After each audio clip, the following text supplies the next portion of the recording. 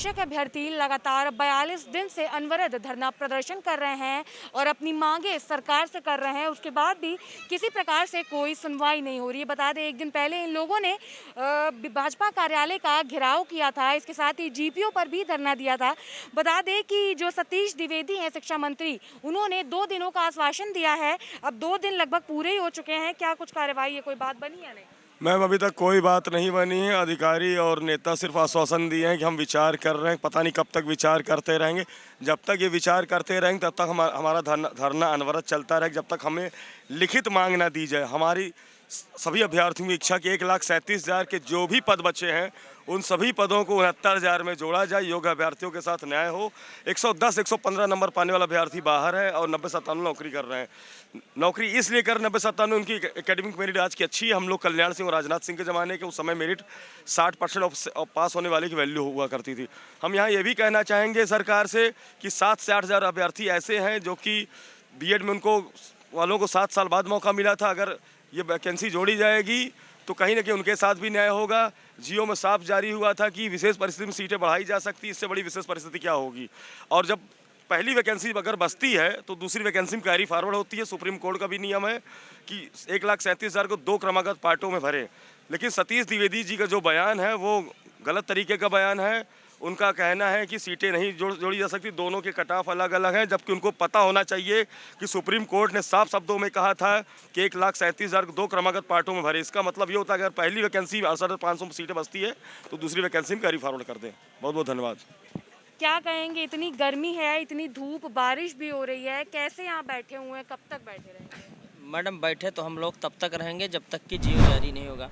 अब बात ये रही कि हम पूछना चाहते हैं माननीय शिक्षा मंत्री जी से कि जिस प्रदेश का मुखिया योग्यता का पक्षधर हो और जिस मुखिया ने प्रदेश के बच्चों से कहा हो कि आज हमारे पास योग्य अभ्यर्थी नहीं, हमको 1,37,000 पद भरने हैं, उस प्रदेश के मुखिया का जो शिक्षा मंत्री हैं वो अपने प्रदेश मुखिया के वचन को पालन क्यों नहीं कर रहे हैं?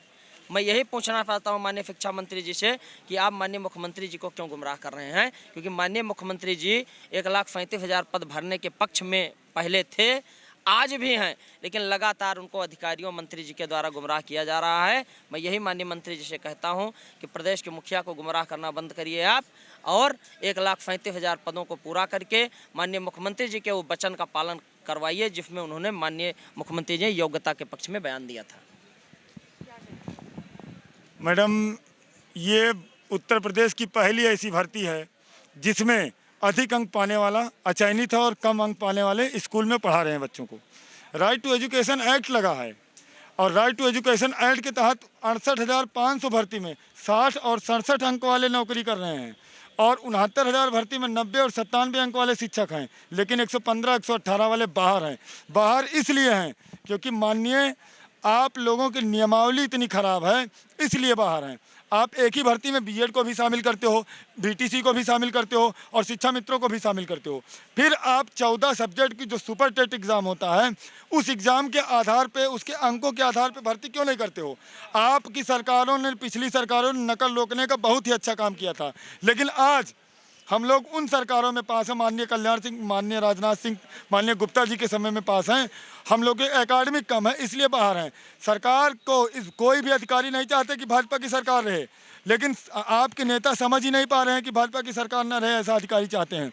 अधिकारियों ने ऐसी नियमावली लगा दी जो भाजपा के लिए बहुत ही घातक सिद्ध होगा। भाजपा की थू-थू हो रही है कि अधिक अंक पाने वाले अभ्यर्थी बाहर हैं और कम अंक पाने वाले अभ्यर्थी स्कूल में हैं। ये बात हम केवल उत्तर प्रदेश तक नहीं सीमित रखेंगे।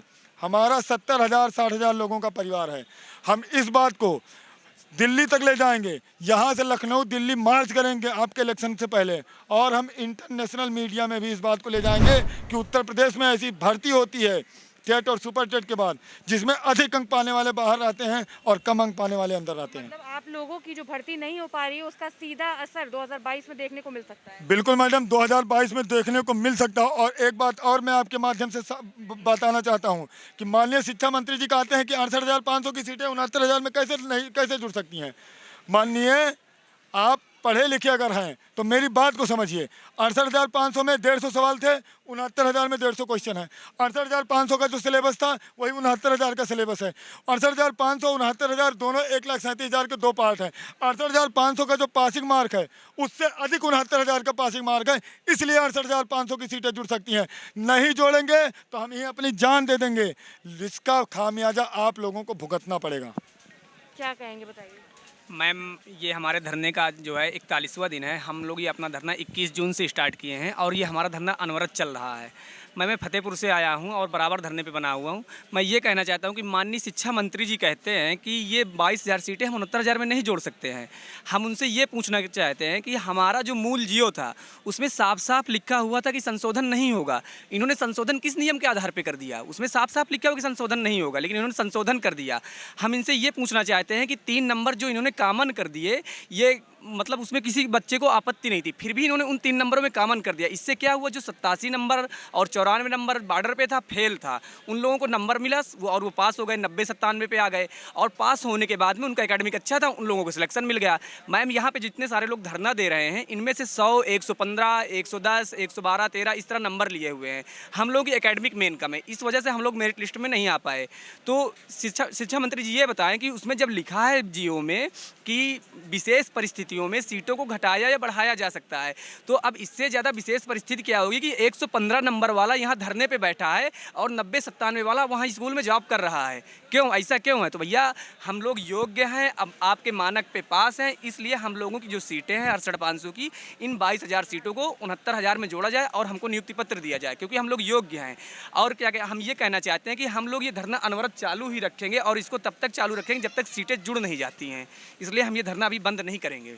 आप लोगों ने लगातार मुख्यमंत्री आवास का भी घेराव किया, भाजपा कार्यालय का भी घेराव किया, अब क्या लगता है कहाँ तक इस आंदोलन को और बड़ा किया जा सकता है? मैम, इस आंदोलन को अगर सरकार हमारी मांगे नहीं सुनती है तो हम लोग इसमें प्रदेश व्यापी पूरी मुहिम चलाएंगे, पूरे प्रदेश में अपनी मुहिम चलाएंगे और इसका असर इनको हम 2022 में इनको जवाब देंगे कि हम लोग इनको हमारी योग्यता समझ में नहीं आ रही है, तो हम लोग 2022 में चुनाव में इनको अपनी योग्यता दिखाएंगे कि हम लोग योग्य हैं कि नहीं है। इसका हम पूरे प्रदेश व्यापी आंदोलन करेंगे और पूरे प्रदेश में इनके खिलाफ जाएंगे। 2022 में इनके पूरा हम चुनाव में इनका दिखाएंगे कि नहीं हम लोग क्या कर सकते हैं।